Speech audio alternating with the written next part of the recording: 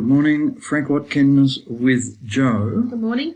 And today we're just going to talk about support and resistance. And I want to mention as many facets of support and resistance as I can remember. A bit difficult when your memory's fading. However, we've got a stock here, AMS. Date here is 13th of April 22.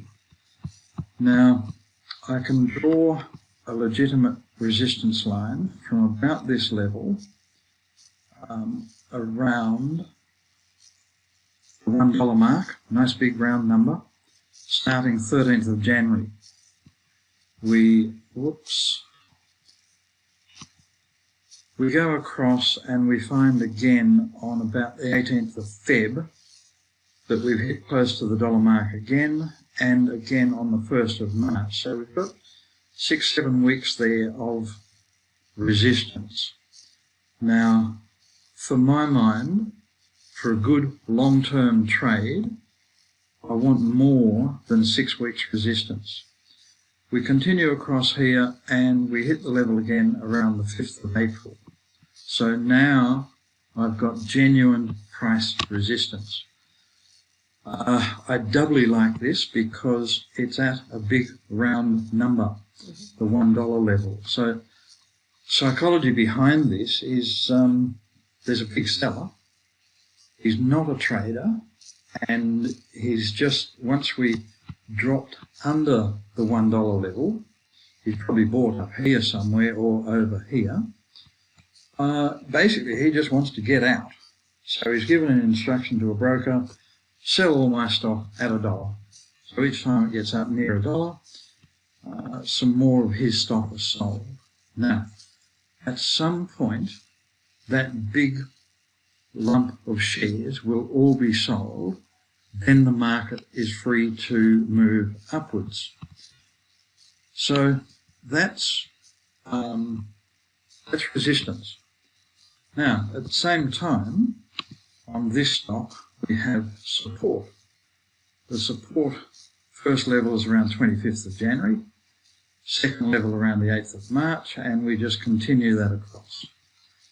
So, we have support and resistance. Now, this stock cannot go sideways forever. It has relatively recently been a $1.80 stock.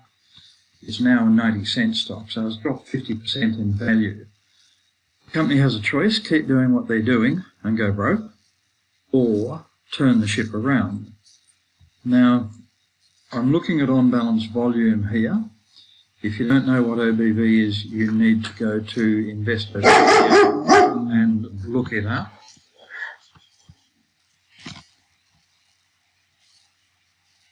Of course, if you've got a poodle, you can always ask a dog, and he'll be ready to give you a pretty loud answer.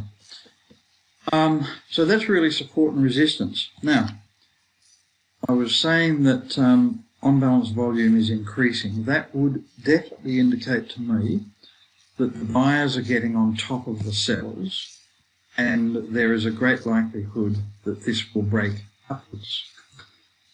The question I get all the time is, why not buy it now? You know, it's at 90 cents. If you think it's going up, why not buy it now? I mean, the answer to that is the expression, never preempt the breakout. But people often do, and there's probably enough evidence there to suggest that you might preempt the breakout. You might measure from the low to the high and current level and say, oh gee, that's a Fibonacci 50% retracement, whatever you think. But I have learned over the years that thinking does not make something happen. Okay. Wait for the data. The data will tell you what's going on. Now, so for me, it's buy the breakout. So I can place an order right now with a broker. Buy $1.01 if it gets there. Place the order however your platform or broker allows you to place the order. Now, there's another happy group of people out there who will see this as support. And they might have an order in to buy this on support support being, let's say, 83, 84 cents area. I've never been one for buying on support because at the moment this is going down. Yeah. So part of me says I expect that trend to continue downwards. The other part of me says it'd be a good buy at 101. Yeah. So really, I've just got to wait for the data. The other thing, if I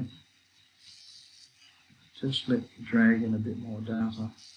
Yeah, this is a long-term significant low. So I'm also looking for a higher low setup, but that's a recording for another day. Any questions on support and resistance, Joe? Look, I think it's very interesting as a newer trader. I'm always looking for that bargain, but and this could just keep going sideways for a long time yet. You could put your money in a better trade and actually make some money rather than maybe pick up a bargain. It always comes back to patience, doesn't it? Yep, patience, number one, but you also said you're always trying to find a bargain. Unfortunately, that is the lifelong indoctrination that we all have. You go down the shops, I'm looking for a bargain, I'm looking for a sale. That instinct does not work in this market. You have to wait for the data. So, let's bring in the intraday data. Bang, gone. Massive volume, down the gurgler. Oh, that's nasty. That is nasty, but it happens. Yeah. Now, if you had your buy on here at 101, no damage. No problem. Yeah. Get rid of your order, reset, look for something else. Yeah. If you're buying on support, I hope you had a stop loss somewhere. So there's a sample of what can happen. Now, I just want to bring in another stock, CTM for Mary. CTM for Mary. Okay, you get a stock like this. Now, based on what I've been talking about, very difficult to enter a stock like this. We go back, bring in a bit more data. To me, there's one very clear entry on this, and it's roughly across that sort of level there at 91 cents. There's potentially an entry here. Whoops, wrong tool. A re-entry on a break of $1.15, $1.16. This one here, our resistance here stems from January through to July. 6 months of resistance. Now, if after 6 months something breaks a new high, something has changed. Yeah, okay. Some people will draw resistance potentially, let's say, here. Now, this is important. This is 6 months resistance, long-term resistance. This is from late October to mid-January. November, December, there's about 3 months there. That to me is medium-term resistance. Okay. This is short-term resistance. Yeah. So looking at trading this, this is my first entry and this is 6 months resistance. So I'm going to go hard at this point. Yeah. If my standard parcel, let's say, is $20,000, I'll put $20,000 in here. If I miss that entry, let's see this as good medium-term resistance and buy on this day, I'd probably only do $10,000. I wouldn't go hard on that sort of resistance. If I miss that and that, I now look at this, and to me that's not really resistance, it's just 4 or 5, 6 days of data at a roughly the same level. So I would not be making a fresh entry at that point. However, if I'd bought this and this, 20,000 here, 10,000 there, I might do 5,000 here. So that's really the way yeah. Okay. I look at a trade. It's very easy to talk support and resistance, but it's the length that you need to look at. Long term, medium term, short term, and break up your muscle size accordingly.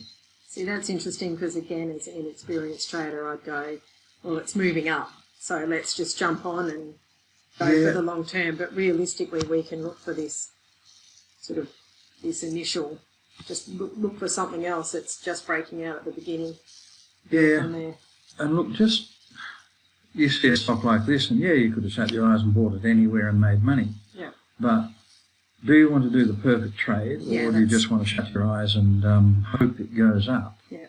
Yeah. So again, I stress we're always looking for the perfect entry. Now, I'm just going to draw your attention to another one just briefly. IAG. Okay, here we are on long-term support. And it's really an area rather than a specific price level. But it's that sort of area there. People are buying this thing in that area. Okay. To my mind, firstly, I just never buy on support. Mm-hmm. If you were to buy in this area, if it comes down there again, well, you are buying something that's going down. Yeah. And we can go back here to August. We're trading at $5.50. We're now at $4.30. So that trend is down. Yeah. On balance, volume is fading. So the last thing I'd be doing is lining up to buy that. And another lesson for another day, this may turn out to be shoulder, head, shoulder. Okay. So it could easily take a decent dive.